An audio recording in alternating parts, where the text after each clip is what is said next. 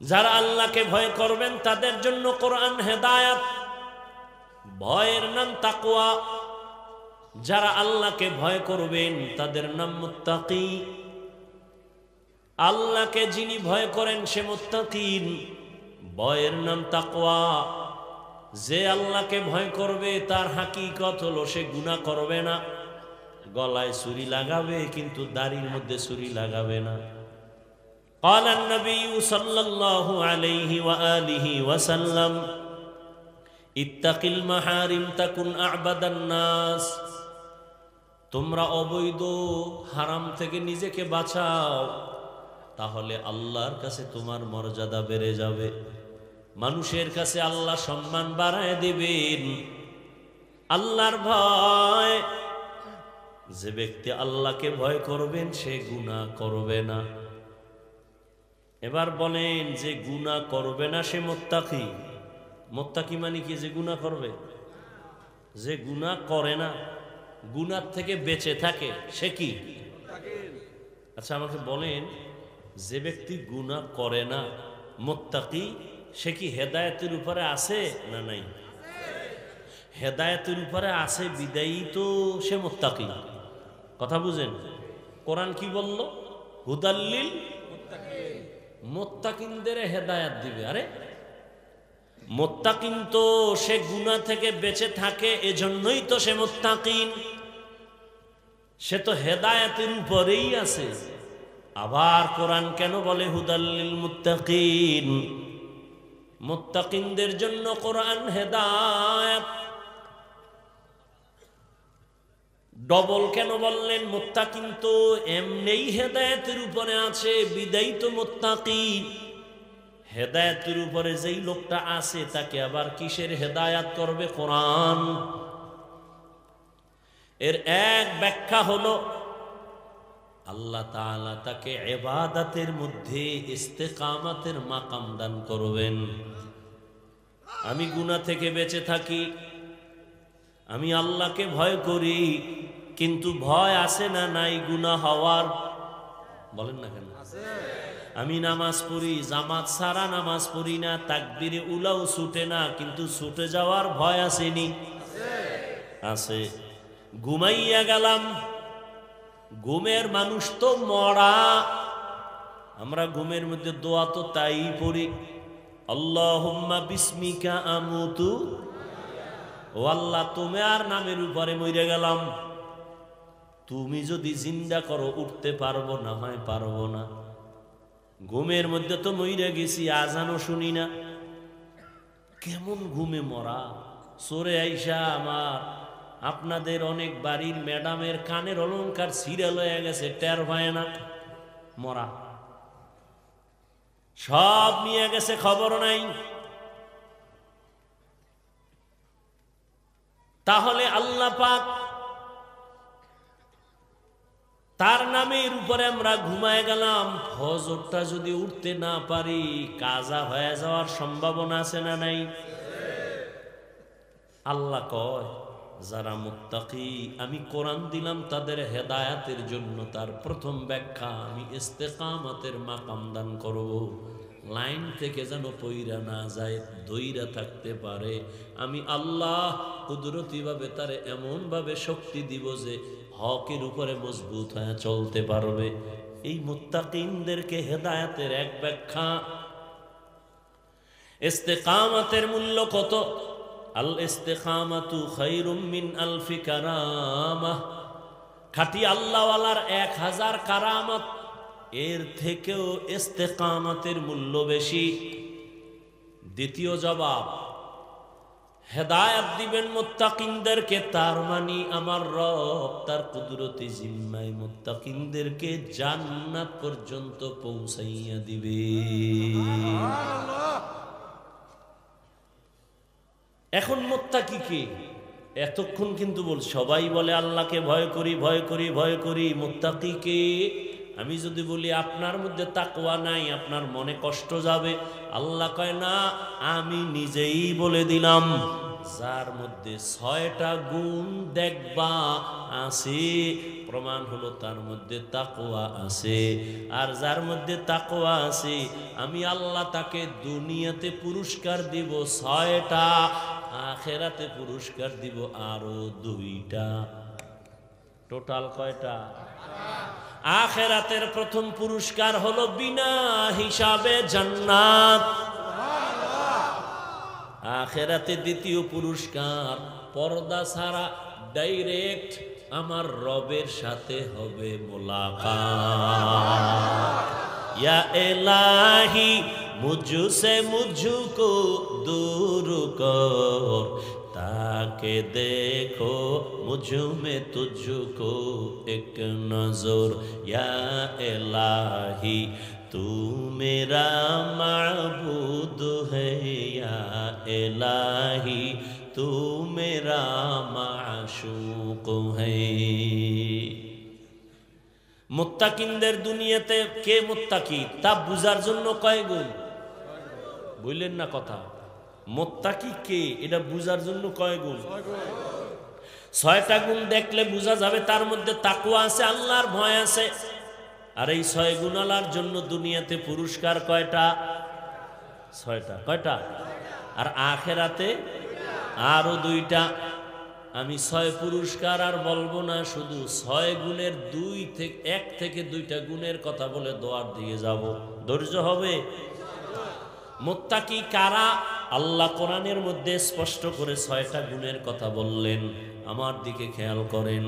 আল্লাযীনা ইউমিনুনা বিল গায়ব ওয়া ইউকিমুনাস সালাহ ওয়া মিম্মা রাযাকনাহুম ইউনফিকুন ওয়াল্লাযীনা ইউমিনুনা বিমা উনজিলা ইলাইকা ওয়া মা উনজিলা মিন ক্বাবলিক ওয়া বিল আখিরাতি হুম ইউকিনুন। এই 6 গুণ যারা মুত্তাকি এদের ফলাফল নগদ কি শুনো। উলাইকা আলা হুদাম মির রাব্বিহিম ওয়া উলাইকা হুমুল মুফলিহুন।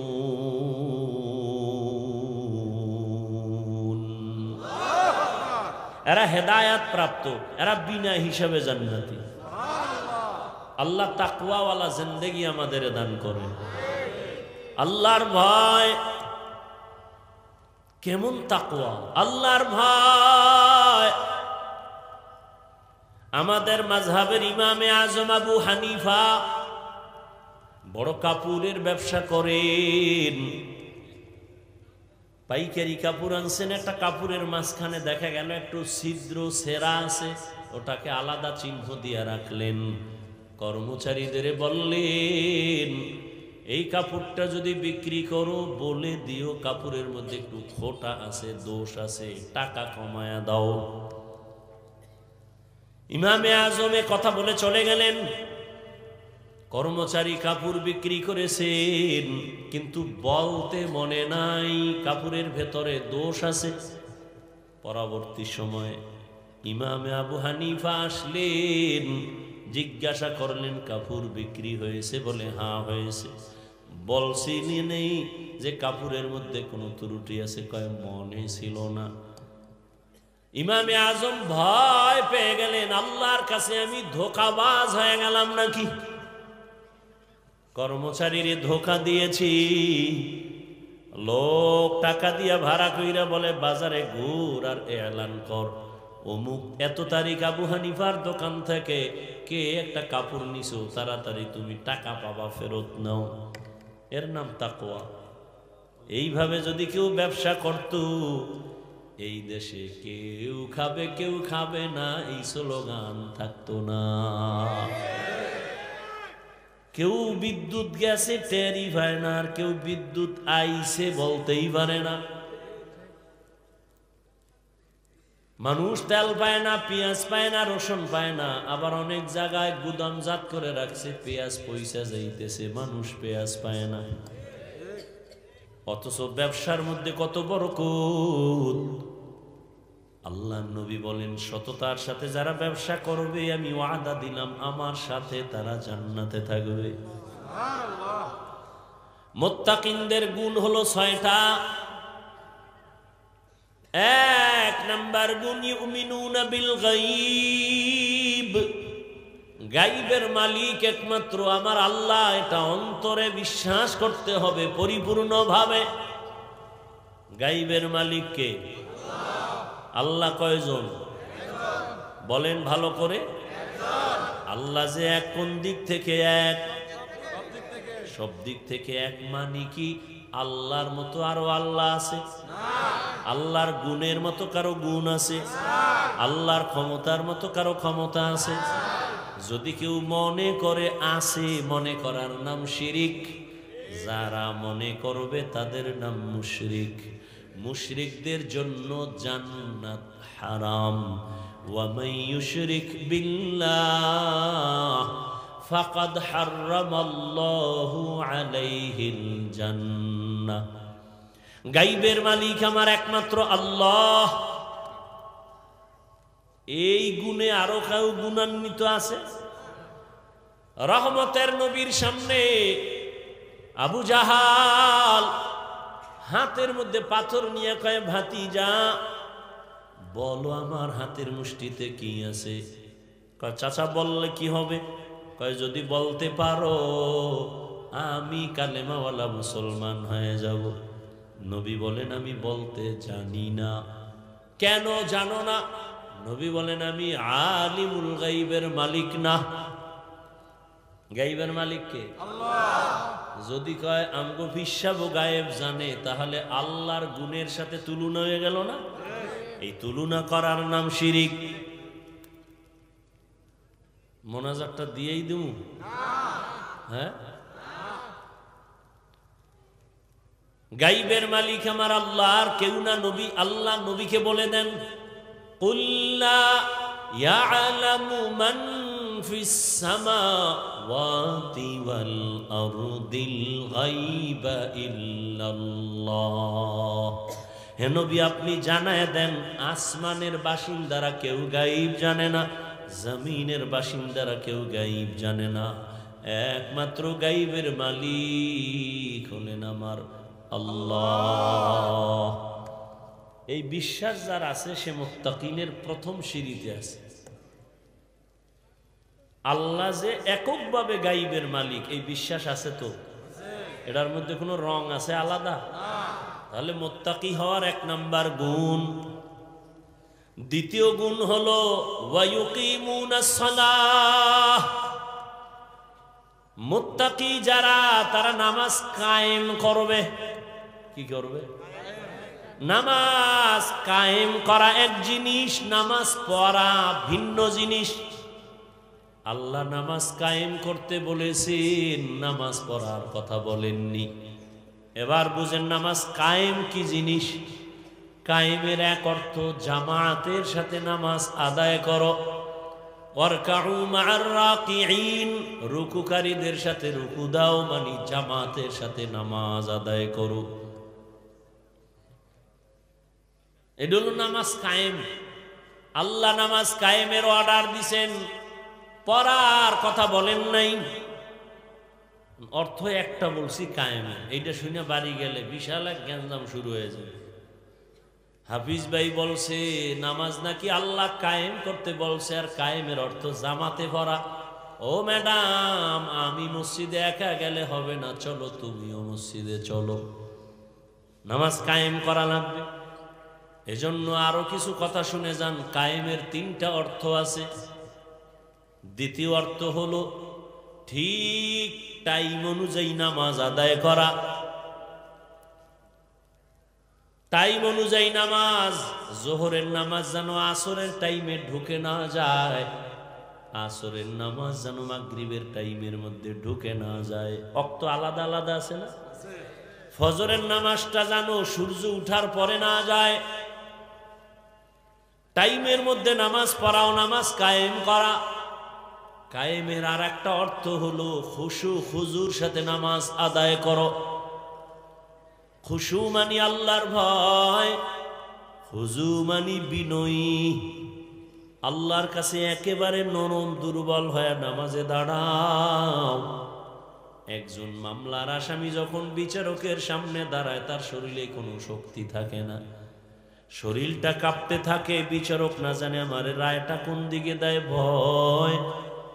ঠিক আল্লাহ তো সব থেকে সব বিচারপতির বিচার, আল্লাহর হাতে আল্লাহ সব থেকে বড়। আল্লাহর সামনে যখন আমি নামাজে দাঁড়াইছি, আল্লাহু আকবার মানে আল্লাহ সবার বড়, তখন তো তুমি বিনয়ী হবা, ভয় নিয়ে দাঁড়াবা।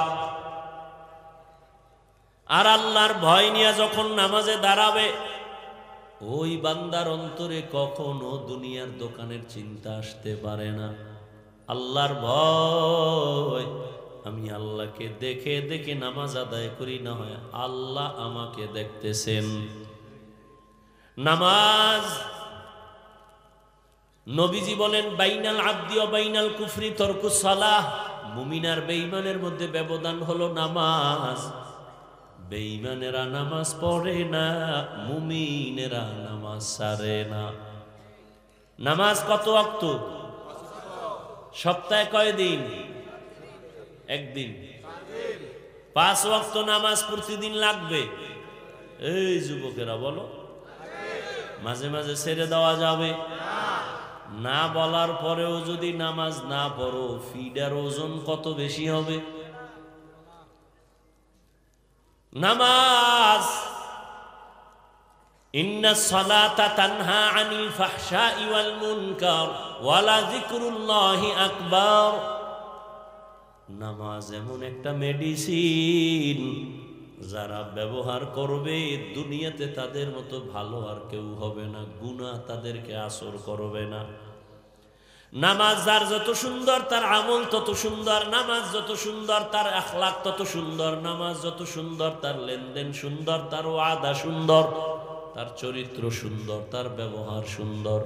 আমি বড় বক্তা হইয়াও যদি দেখেন আমার কথায় ভেজাল, ওয়াদায় ভেজাল, বুঝতে হবে আমার নামাজে ভেজাল। মকুন সুসুতি নামাজে পাঞ্জেগানা ফাওয়াইলুল লিল মুসাল্লিনা আল্লাযিনা মুমিনারা ইনামাজ ইমদাদ দা ইস্তাঈনু আয়াতে কুরআবাখা। রহমতের নবী বলেন, কেউ যদি এশার নামাজ পড়ে ঘুমায়, আবার ঘুম থেকে উঠে যদি ফজরের নামাজ আদায় করে, রহমতের নবী বলেন সারা রাত ঘুমাইয়াও তোর ঘুমটাও নেকের পাল্লায় ওজন হয়ে যাবে।